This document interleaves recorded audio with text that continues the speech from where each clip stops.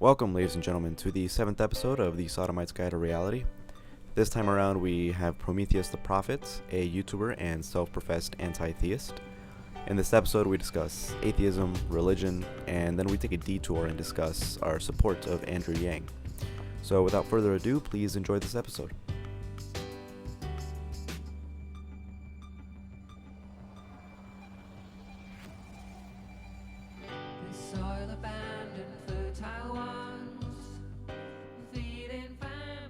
I'm joined by a special guest on this episode. We have Prometheus the Prophet, whom runs a great YouTube channel that I first heard from via Nightmare Fuel.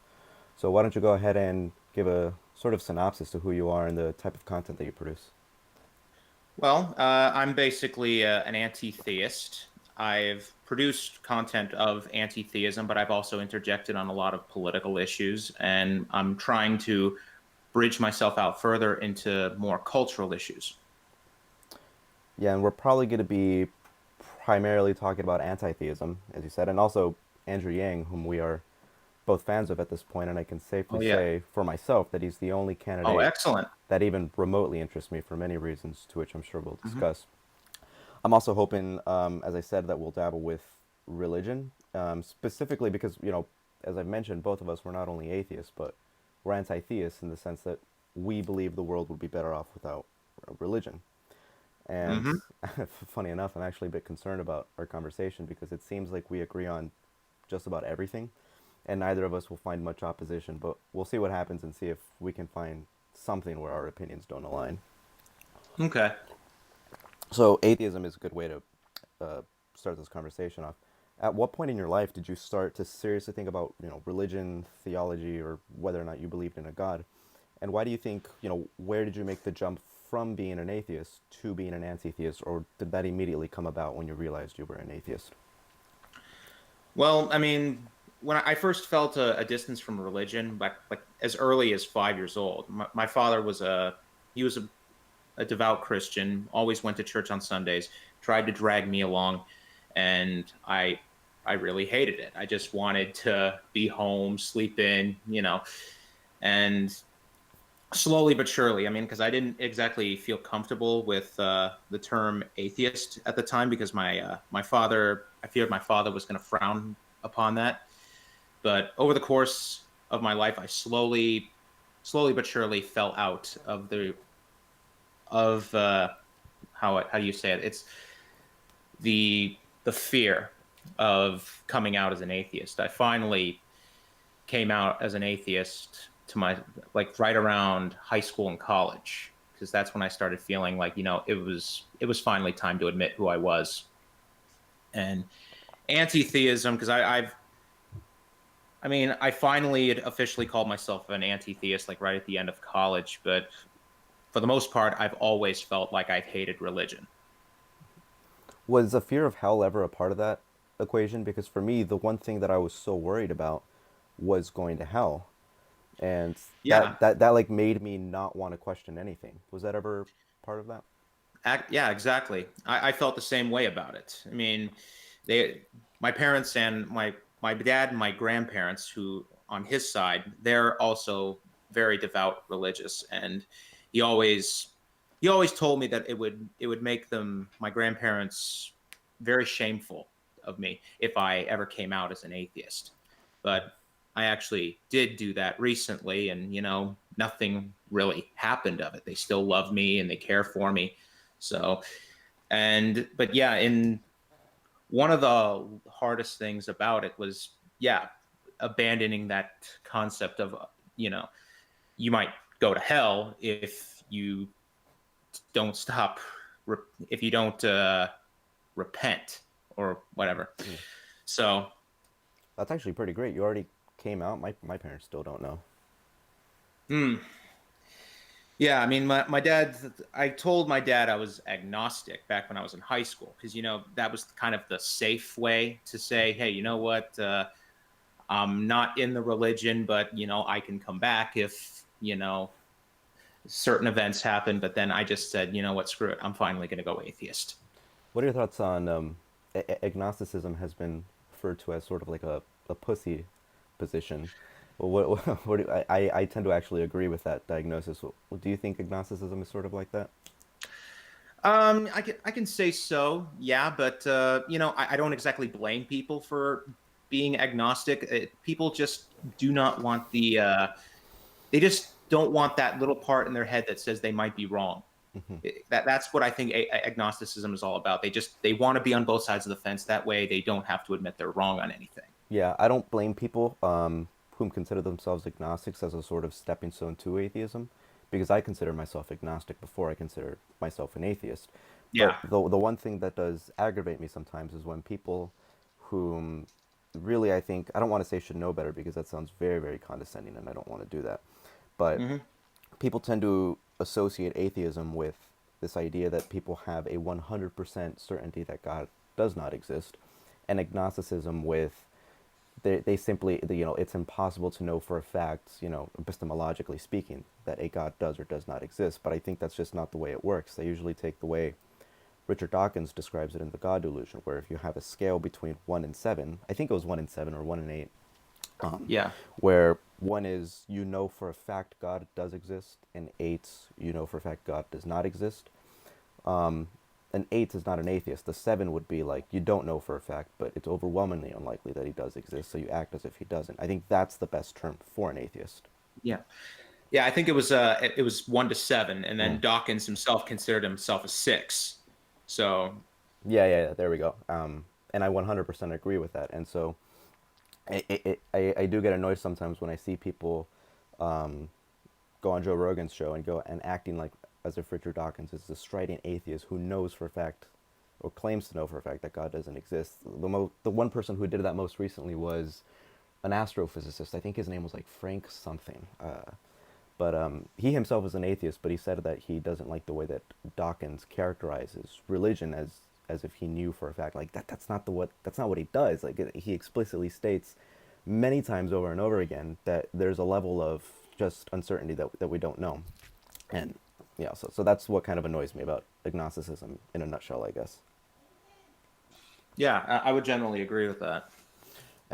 Anyways, and I think the group of people whom also I think don't get anywhere near enough flack are the religious liberals. And you made a video talking about why the religious left are not your allies. Would you mind giving like a quick little summary of what that video was about? Because I think that video is fantastic. Yeah, well, there was a pastor that tried to interrupt Jeff Sessions, and he was doing this little speech about immigration, or if at least that's what I believe I remember that speech to be. And then suddenly the guy stands up. He's a pastor, and then he starts talking about like the passage about how you did not, that you did not feed me and you did not clothe me, and that kind of that passage. I mean, I don't have the Bible exactly memorized, so forgive me if I don't have like all the passages like memorized by heart. Hmm. But you hear that passage, which kind of means that they welcome the sojourner. So it's kind of like the left wing interpretation saying that you should be welcoming to immigrants and refugees. And there is a growing religious movement on the left that is opposed to Trump and actually talking about, yeah, trying to welcome more people into the country and based on some religious principle. And what I what I said is no, you shouldn't do that, and you shouldn't accept these people as allies, because especially when the pastor did that interview with CNN, you started to see that he treated the Bible as more of an authority than the government, and which is the same exact thing that the religious right believe. Hmm. So that's where I took a major issue and said, you know what, if you're going to align yourselves with the religious left, they're going to believe that the government does not apply to them more than the Bible. I'm always reminded of the quote that Christopher Hitchens gave about the sort of stuff when people seem to like speak with authority on what they think the Bible is saying, where you have to claim that you know the mind of God more than anybody else does. And as I said, like this is still the same level of authoritarianism, I guess, when the left tries to dictate onto everybody else what they think the Bible says for a fact, and they claim that the right is just completely confused on this sort of thing. And I think the religious right is more dangerous for a fact, but I think the religious left is more just theologically confused. And it's funny actually because I took a religious studies class at my university, and we would have open discussions about the religious literature that we were reading. And towards the end of the quarter, me and the grad student that like held the discussion section, like we had a pretty long talk. And he told me that the whole time he actually thought I was a religious conservative because of the fact that I was so critical of liberal interpretations of scripture. Obviously, that's not the case. It's just that I think that in order Mhm. to attempt, to interpret the Bible in a liberal fashion, I think you have to sacrifice historical context and admit that you're projecting your own values onto the Bible. Hmm.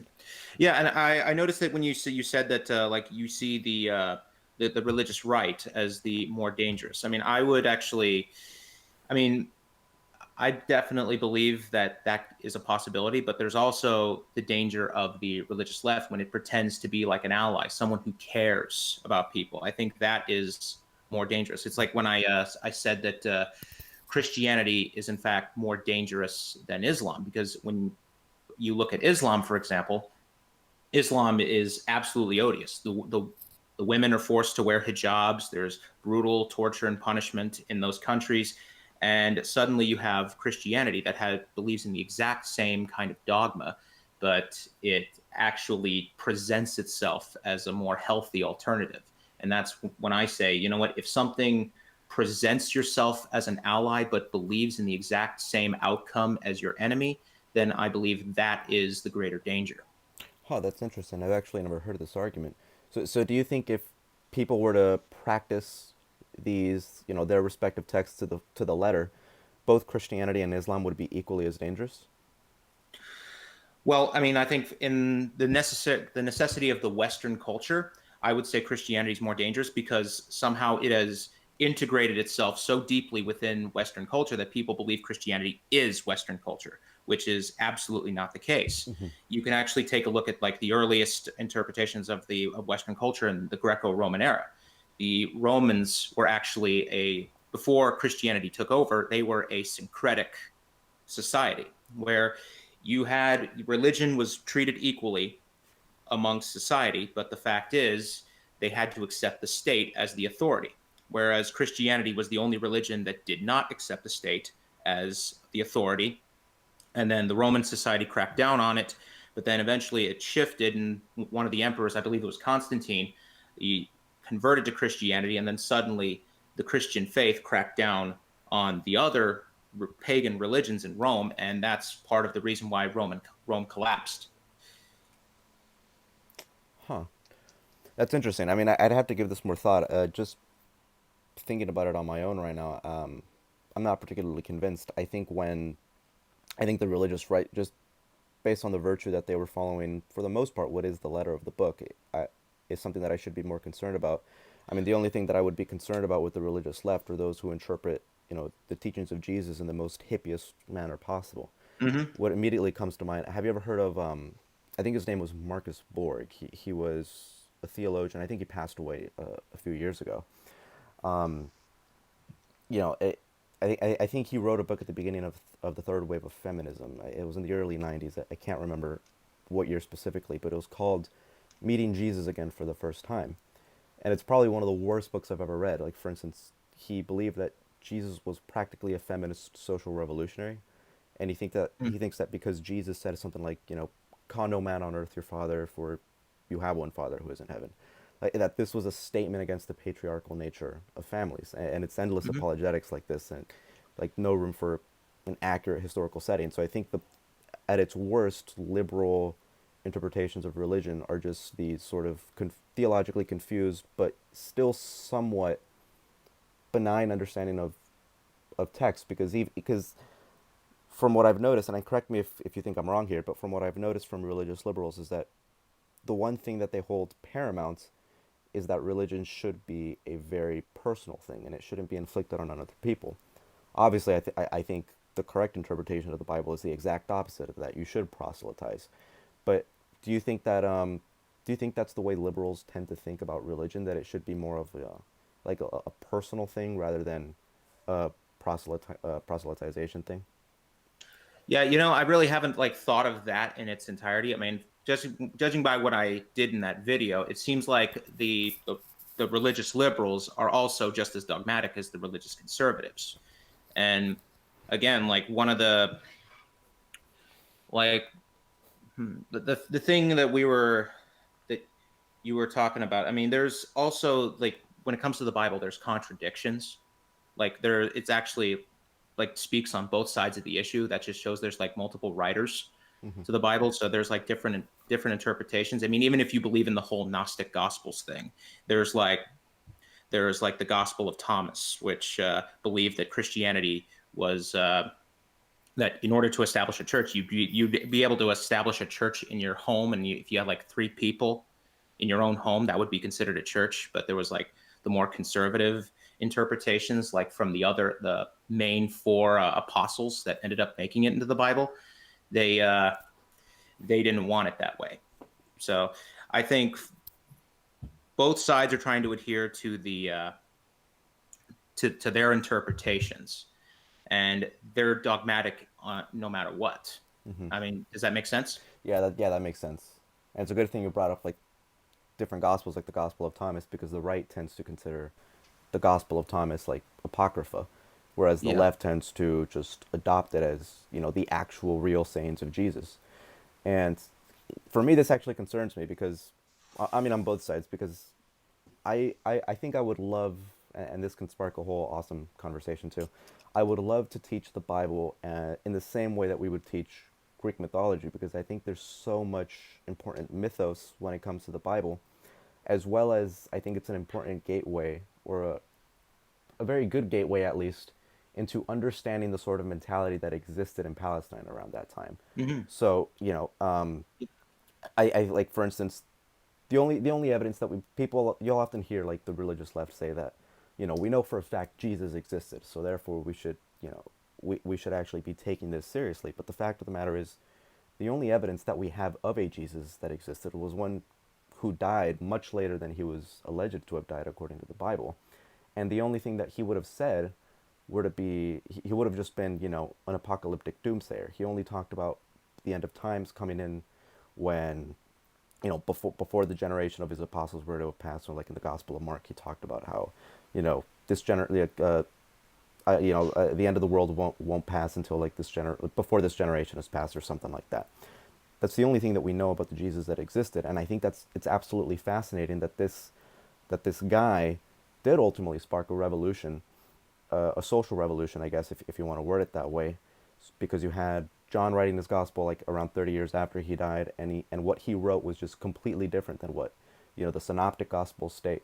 So I think just as a look into the mentality at that time, as well as a work of mythology, I think this is just a beautiful work of literature.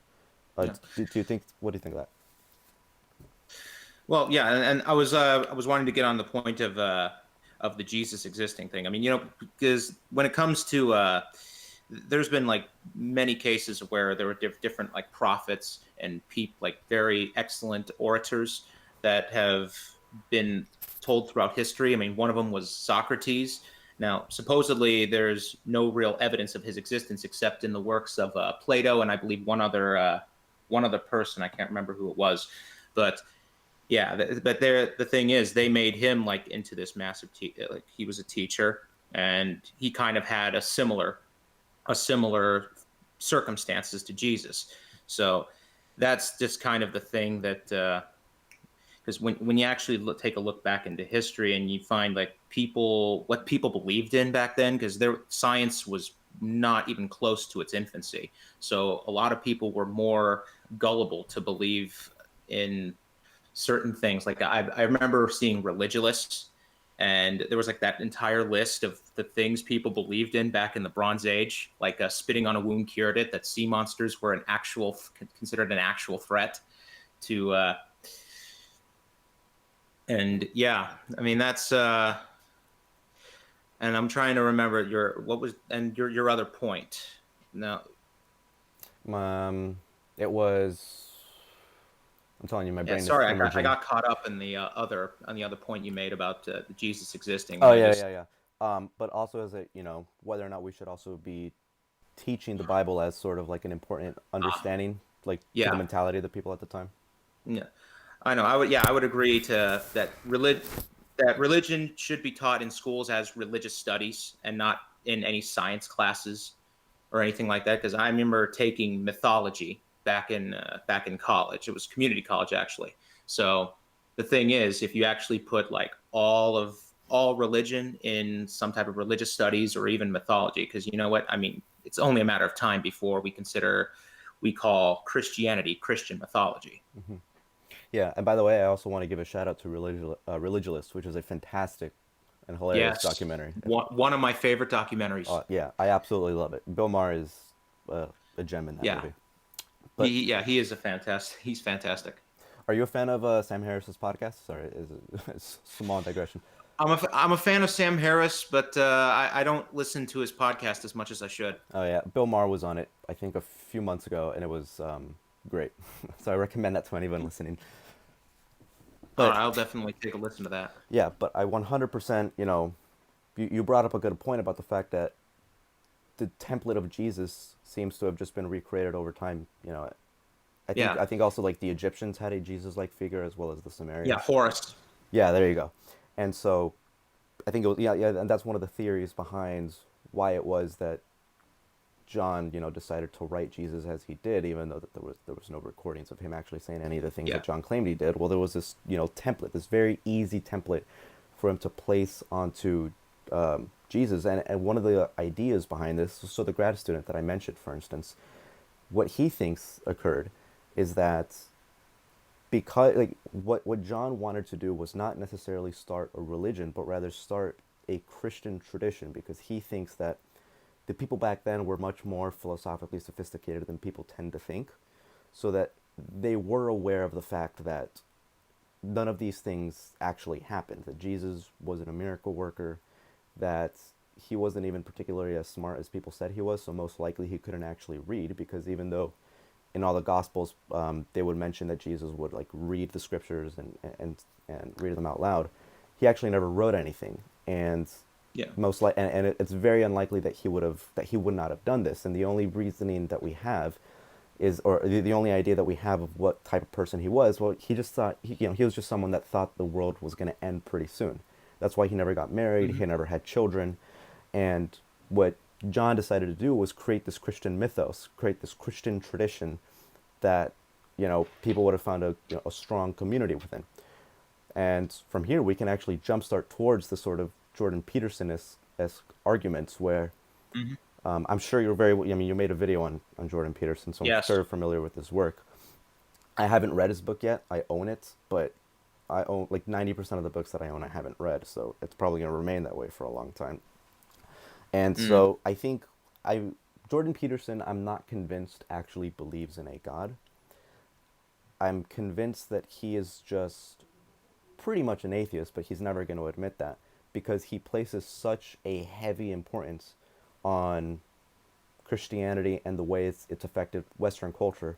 So, would you mind giving like your general take on Jordan Peterson and his arguments for whether it be a, a tradition of Christianity, and whether or not you actually think he believes in a God?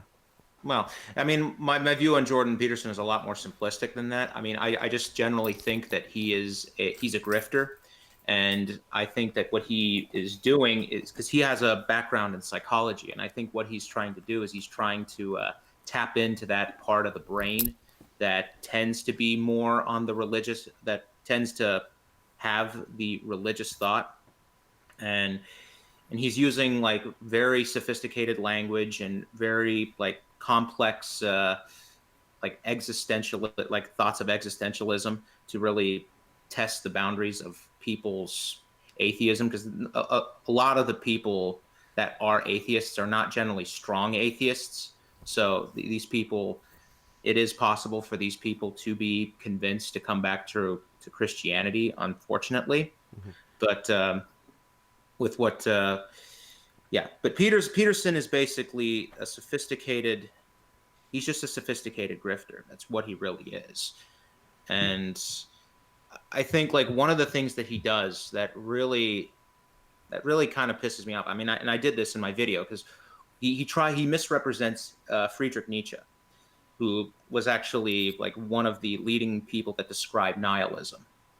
And and Jordan Peterson actually is more of a fan of Dostoevsky, who is kind of an intellectual rival to Nietzsche.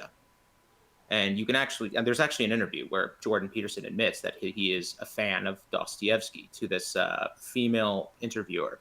So it kind of shows you that there is an internal bias within his head. Hmm. And of course, Dostoevsky was the one that said the yeah, it was with no God. I can't remember the quote. I had the quote in my head. It's like, if there is no God, then everything is permitted.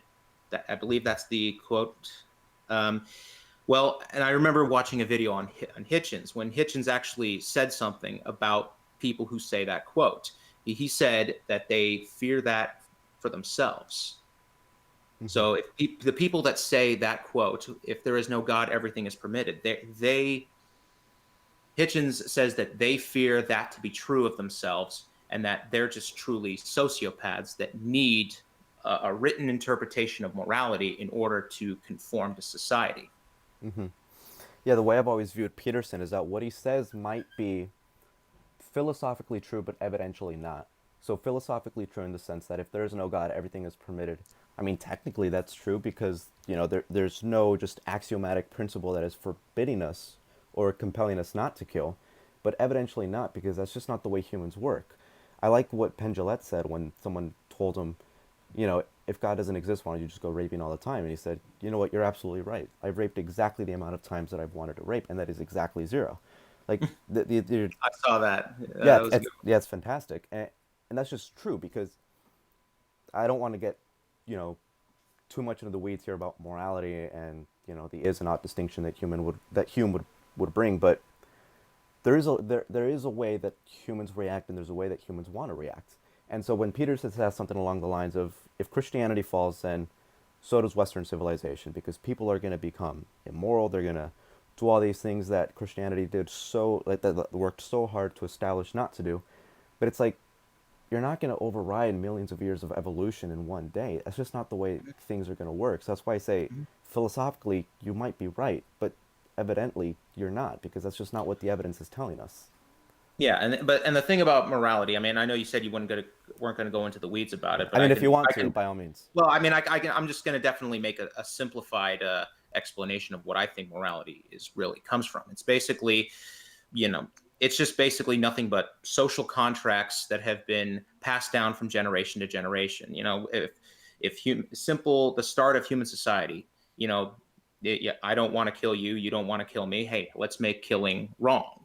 And that kind of thing gets passed down generation after generation after generation until it becomes inherent within our minds that that is wrong. So it is that's basically my belief of where morality comes from. It's just completely passed down from generations after a social contract. Yeah, I 100% agree. Like if murdering each other would increase the likelihood of like passing on our genes, then we'd be having a conversation about that right now. I Mm-hmm. don't think morality is this, amazing thing that we just came up with and we're so amazed that we just got it right. Like, well, no, I mean, there have been studies that demonstrated mathematically that our contemporary moral systems is what increases the likelihood of passing on our genes. And there are civilizations that people have found whom have had no contact whatsoever with Christianity, but they still have the same basic template of moral values. And you can Mm-hmm. even extend this to the animal kingdom with chimpanzees and apes. And so I'm always amazed Exactly. by like, how's Peterson still going on about this argument where this has all been basically proven wrong? And I wish we would have bring this up early on the podcast of why we're anti-theists. But one of the reasons why I consider myself an anti-theist is that when you look at civilizations that are predominantly secular, that have more atheists than religious people, they Mm-hmm. tend to fare better on just about every metric that you can imagine. Even happiness. It's difficult to get an accurate measurement of happiness. what they usually just measure it is with is like the happiness index according to like ourworldandData.org. But secular societies tend to be happier. They tend to be more fulfilled. They tend to just have less crime. They tend to have, like, just about every metric that you can Mhm. imagine. And when the meta-analysis have been performed on these studies, there is an undeniable link between religion and all these other things. So there is a correlation. Mhm. And so, aside from that pragmatic, the pragmatic sense of that, I'm also concerned with the fact that it's not true. Like even if religion were to make the world a better place, how comfortable would you be allowing society to live a lie just because it makes No, people better and off? I would not be comfortable with that at all. So I mean, why would you say you're an anti-theist overall, not just an atheist? well, because I actually find religion to be an overall negative. It is nothing but a tool of social control.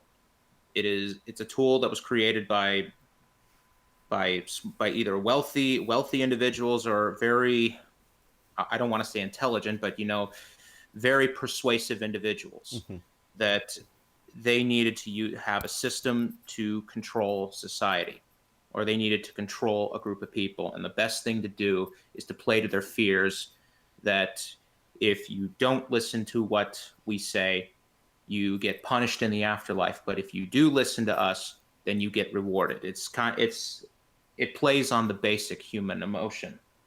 Would you con- And would oh, sorry, finish that thought? hmm? Sorry, I didn't mean to uh, interrupt you. Go ahead and finish that thought. and what I was just saying, like, uh, yeah, I was trying to remember where I was. Yeah, it's basically very persuasive people telling people that if you don't adhere to what we say, you get punished in the afterlife.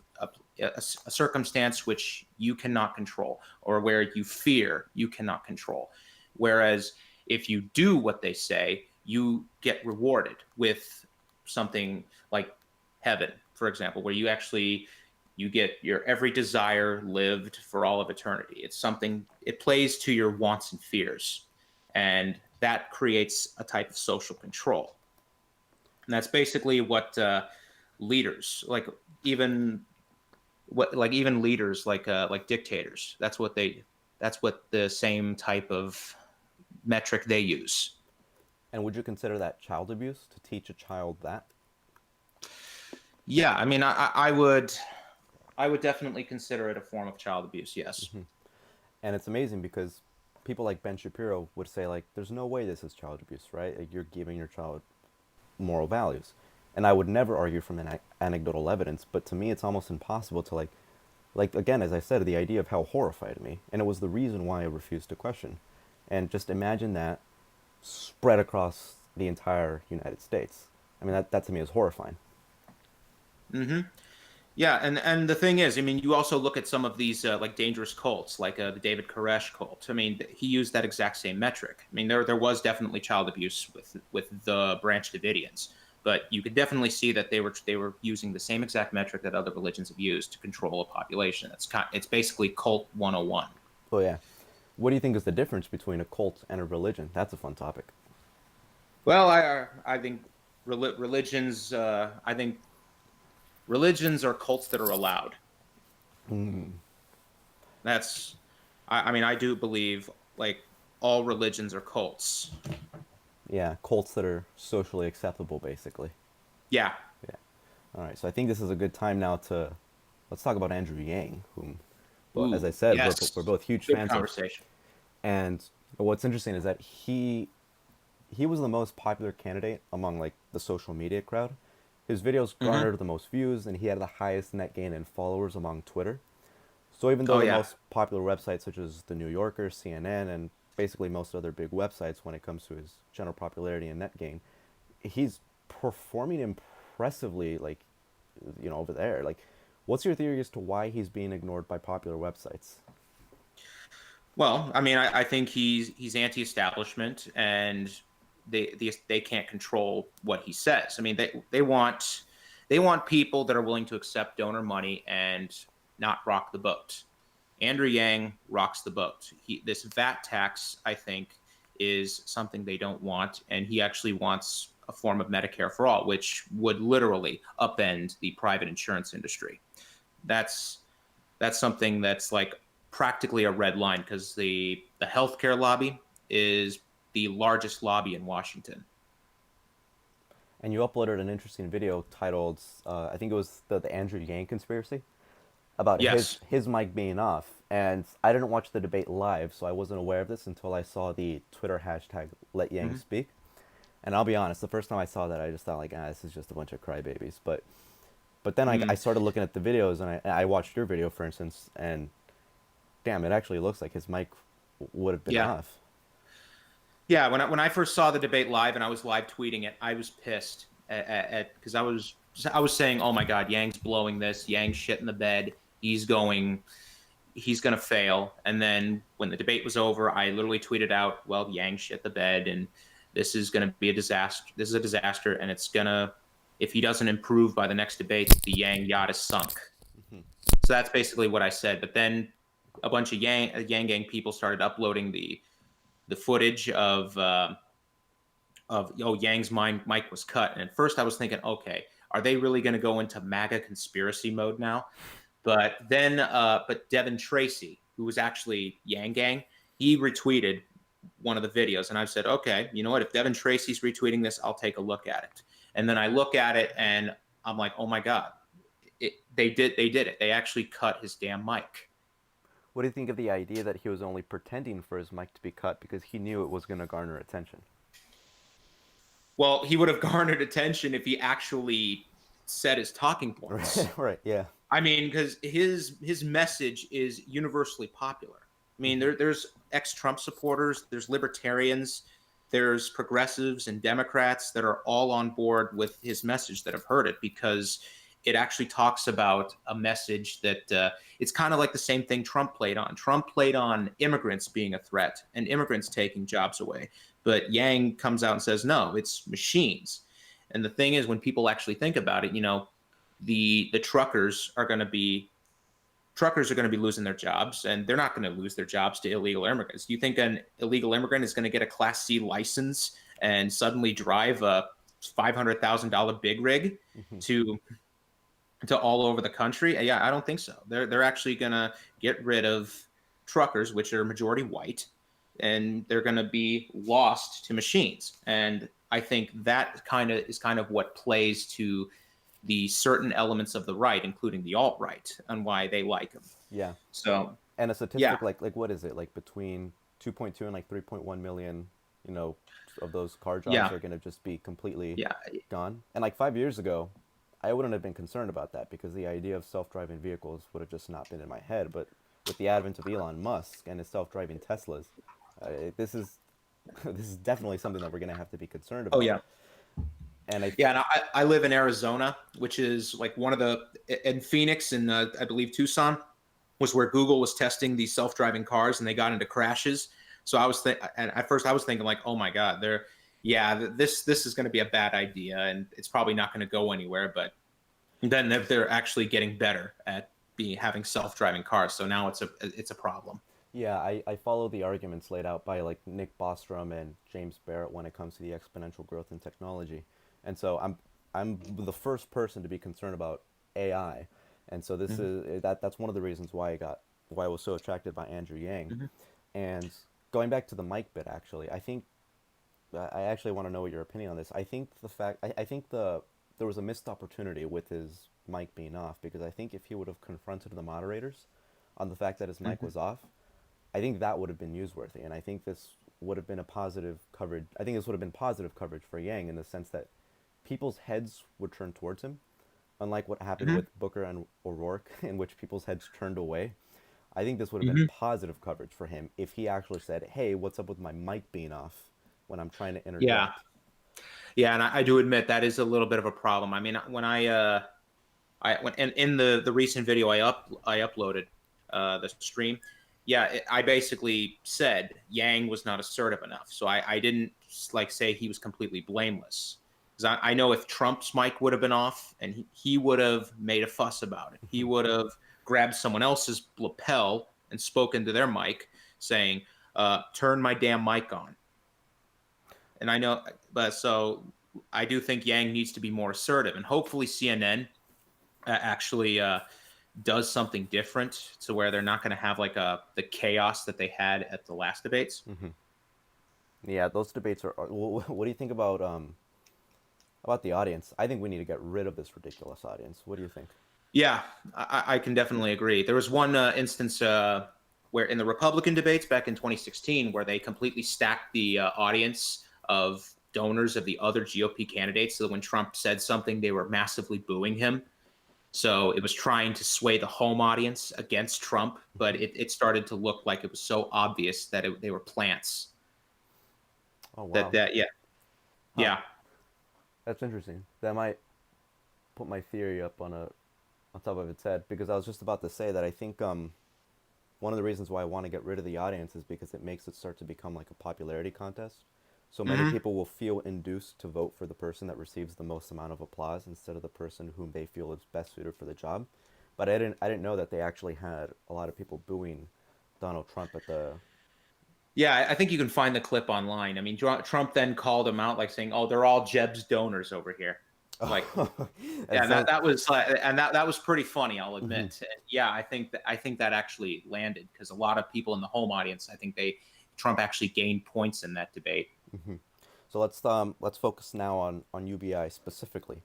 Okay. Do you like the fact that Yang's UBI program is an opt-in program, or would you prefer it to be instituted as mandatory? Hmm. I mean, I kind of like the idea of opt-in is actually pretty good because there's people that do receive like welfare benefits, and I'm not a fan of like putting UBI on top of welfare because you're like literally giving people the opportunity to completely live off the government, which Hmm. is just not what we should be doing. We should be simplifying the process of welfare, and I think that's what Andrew Yang's UBI does.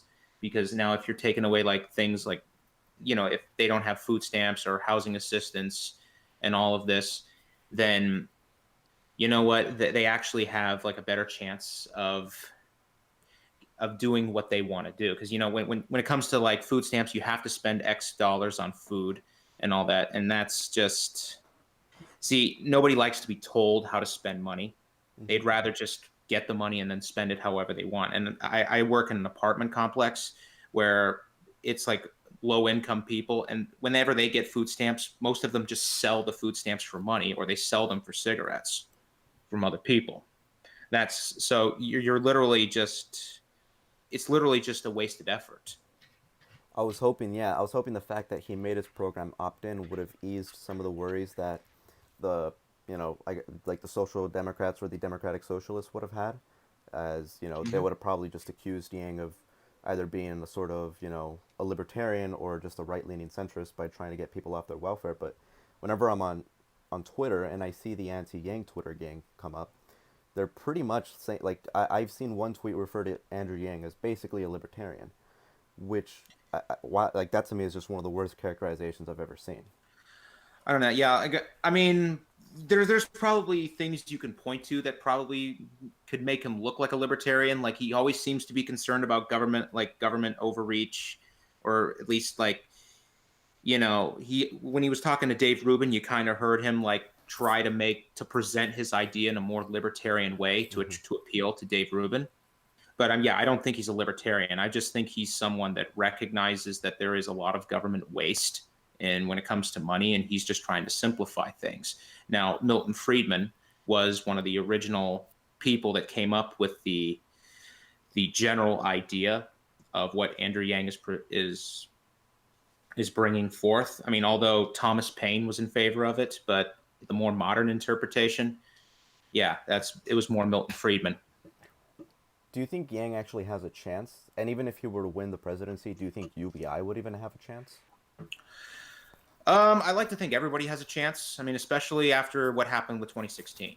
I Right. think it would be absolutely stupid for people to just completely dismiss someone right offhand because they think, oh my God, their views are so far, there's no way they can win. I mean, if Yang has a massive appeal online and he manages to get that translated into some success. I mean, all he needs right now to get into the third and fourth debates is 2% in 4 different polls.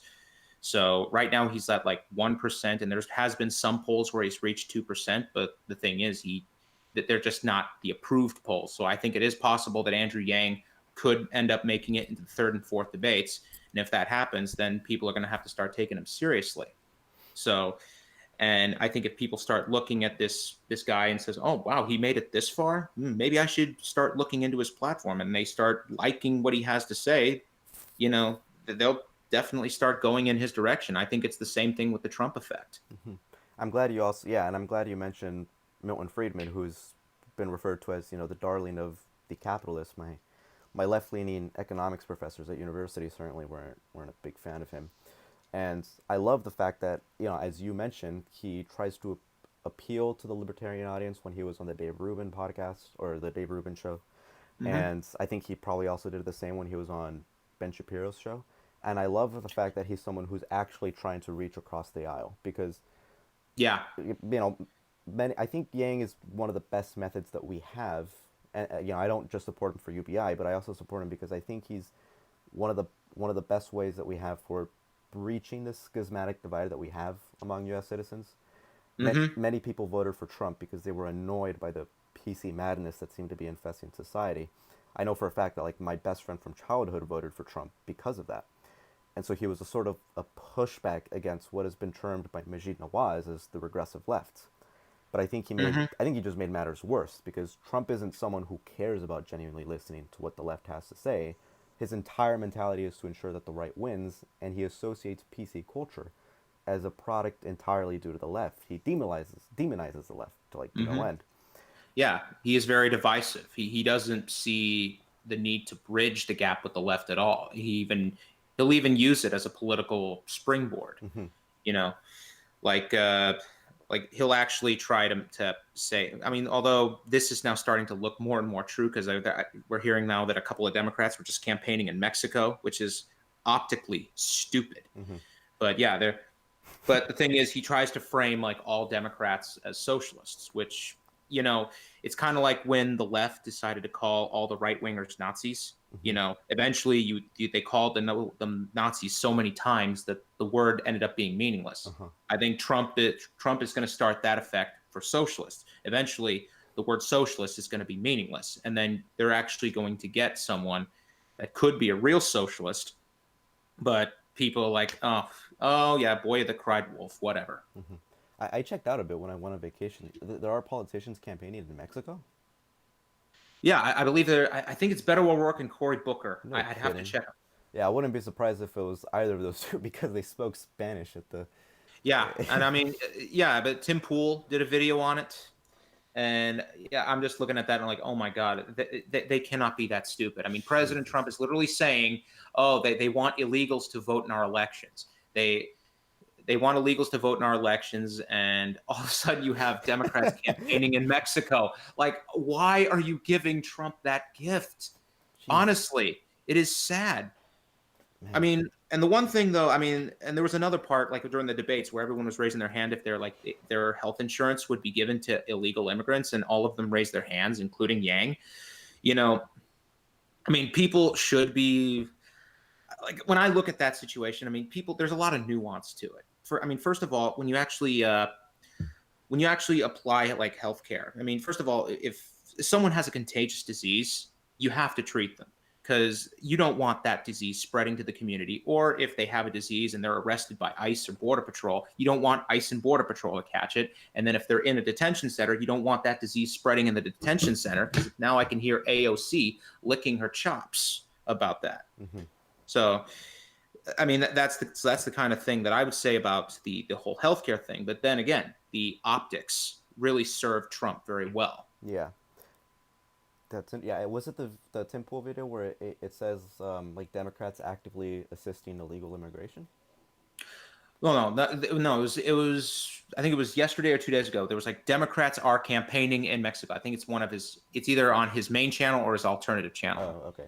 Yeah, I'll check that Yeah, out. 'cause That's he interesting. has He has the channel Timcast, which is I think is his main, and then there's Tim Pool, which is his alternate. Hmm. Yeah, and I'm glad you brought up AOC actually because I think AOC is just basically what Trump is doing. She's not as bad as what Trump is doing, but she has the same sort of mentality where you have to demonize the right in order to win. And I think this Hmm. is only just making PC culture worse. So, we can talk about how Yeah. she mentions as the the what is it called, the facilities for immigrant children. She referred to them as concentration camps. Yeah, and now when I originally thought of that, when people were just I thought people were trying to just demonize the word concentration camps and always automatically associate them with like the Nazis. But there's concentration camps in North Korea. There's concentration camps in China. There's concentration camps with in Chechnya with the leader there, Ramzan Kadyrov, who's actually putting gay people in concentration camps. But then someone pointed out to me where she actually referred to the phrase "never again." So that Yeah. kind of so that I'm like, okay, so yep, that's a comparison to the Nazis. Yeah, 100%. So Yeah. I think, like, I would agree that she's technically correct in referring to them as concentration camps, but my problem is that she was so obviously trying to invoke the Holocaust. mhm. And for one, I think that's just a bad PR Yeah, immediately for the left when when the left has this horrible issue with calling everybody Nazis, or at least that's the mhm. perception that so many people Yeah, have. This is definitely not going to help. And I can understand the argument that all she was trying to do was just bring more attention to the situation by yeah, causing such a huge yeah. controversy I with think that. yeah, she was using a little bit too much hyperbole because I mean, if we were going to be technical about it, I mean, I think they fall more into the internment camp category, like what FDR did with the Japanese. Hmm. I would say that that is more accurate of what they are. But and one of the things that they started circulating was this video of this border patrol from the Tucson sector, like going through his facility and showing that everything was all in order. They had all supplies, everything was adequate, and all that. And I pointed out that hey, they're talking about the Tucson sector when AOC went to the El Paso Hmm. facility, which is in a different sector. So they're trying to I kind of caught that. Now, I don't know if it's 100% true. I do want to see more of an investigation into it because, but that's just it. I mean, I think AOC is just doing a little bit of hyperbole, although she was pointing out that yeah, there are certain conditions that are just unacceptable because there have been people that have died in ICE custody within those detention centers. Yeah. I think it was like, what, 7 people so far have died? Yeah, I don't have the exact number on me, but that probably sounds about right. Yeah. And what sucks is that because she used such just inflammatory language to describe the situation, instead of just bringing more attention to the situation, now you just have this huge pushback effect in which people are trying to find any evidence that they can to support what their preconceived Hmm. views already were. So people will point to the one that they have in Virginia, which is just perfectly adequate, and in fact, it's probably better than my home. But they're immediately pointing to that situation and saying that's how everything else works. That's how all these facilities are. Or they'll point to the one in Clint, Texas, and say, no, this is the one that all of them work. Where obviously we're dealing with a sort of bell curve, and I think there are definitely ones that have horrible conditions that we have to look into. Some of these conditions are just absolutely unacceptable on humanitarian purposes, grounds. But I think what AOC did just made things worse. I don't think she did bring more Yeah. attention, or the attention that she brought towards the situation just only, you know, made this Yeah. divide between the right and the left even larger. And I think in general Oh that's yeah. what AOC is doing. Yeah, and there's a YouTuber that I follow named PSA Sitch, and he actually made a comment on this where I actually found it to be spot on. I'm like, oh my god, that's an excellent point. Where he actually said like, oh, AOC calls out attention to deplorable conditions at these facilities by calling them concentration camps. But now the conversation has shifted to now arguing about the use of the word concentration camps instead of focusing on the actual facilities themselves. Oh, 100%, yeah. Yeah. I view it similar with when people try to say that like black people can't be racist. So now instead of the conversation about what are the socioeconomic conditions for the disenfranchised that we need to be concerned about, now the argument is on how do we define racism. Hmm. Now we're just talking past one another. So I think, yeah, I think you're 100% right. Or that guy was 100% right when he diagnosed a situation like that. Hmm. And yeah, and this is why I love Andrew Yang, because he Yang doesn't do this. He does what he can to breach this divide that we have. You know, he goes on left-wing channels such as David Pakman and the Jimmy Dore Show, as you mentioned in your video, Oh as yeah. well as right-wing shows like Ben Shapiro's, you know, interview show that he has. I think this Hmm. is desperately needed and is the direction that the social zeitgeist has to move in if we actually want to make progress on policy. Because, Oh yeah. yeah.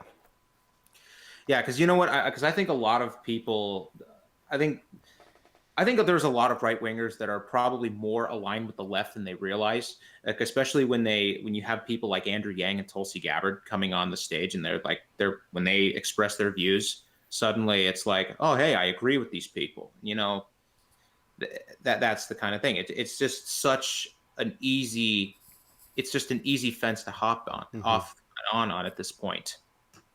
Because like right now, where the conservative zeitgeist is more focused on paleo conservative nationalism, where there's a new populist angle in the left that's like the libertarian left. This is like the Tulsi Gabbards and the Andrew Yangs, and this has a lot of in common with the paleo conservative right. That there's now an easier trade off. Yeah, I 100% agree.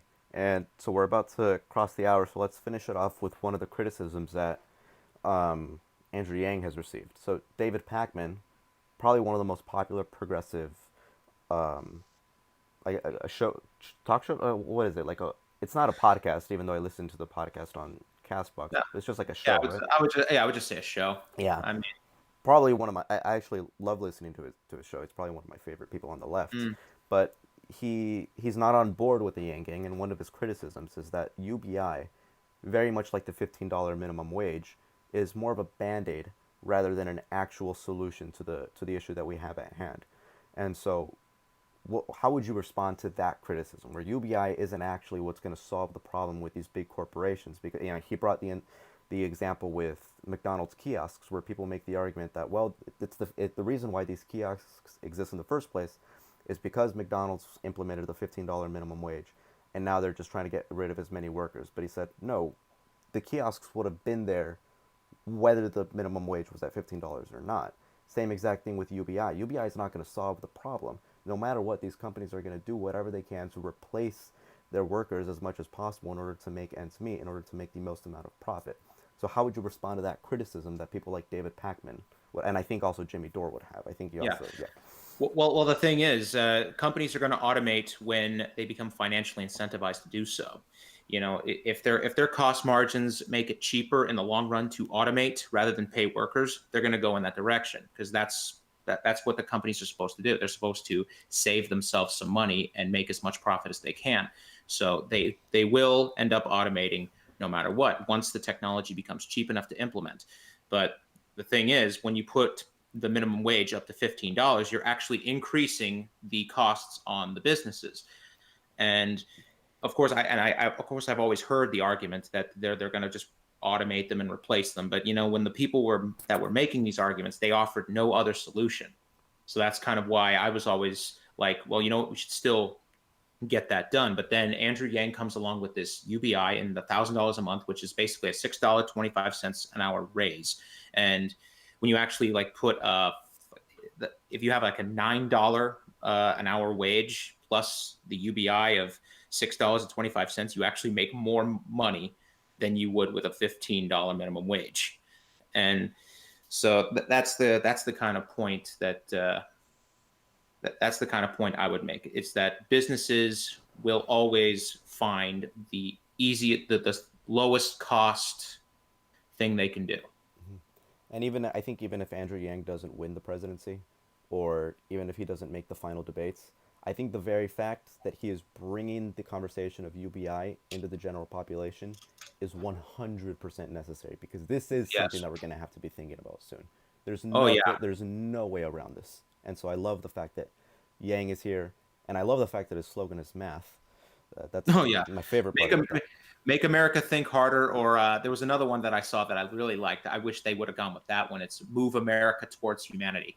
Oh, that's wonderful. I love that. Yeah, that would have been a greater one in my opinion. Yeah. So, anyways, Prometheus, thank you so much for coming on the podcast. It sucks that we couldn't find something to argue about, but still, Mm. I think we had a wonderful repertoire, great conversation here. And Well, thank you for having me, man. yeah, 100%. I'm sorry we couldn't have had this podcast sooner, but again, I'm a complete moron when it comes to organizing things. Okay. Well, again, thank you for having me on. I really enjoyed meeting you, and thank you for watching my videos. It really warms my heart to Any, speak to a fan. yeah, for sure. Any do you want to like give out your like Twitter information or anything like that? Oh yes. Well, my Twitter is at Prometheus is God, and my YouTube channel is Prometheus the Prophet. So if you want to see some of my videos, go check it out. Yeah, and I'll leave those links in the description for the YouTube video as well as in the description for the Castbox upload. So again, man, thanks for coming on. I really loved speaking with you. Oh, you're welcome, man. Thank you again. Thanks for listening to this episode of the Sodomite's Guide to Reality. It was a pleasure to speak with Prometheus. Be sure to follow him on Twitter. He's pretty active. Feel free to follow me on Twitter. The links will be in the description below. Thanks for listening, and as always, I hope to see you next time.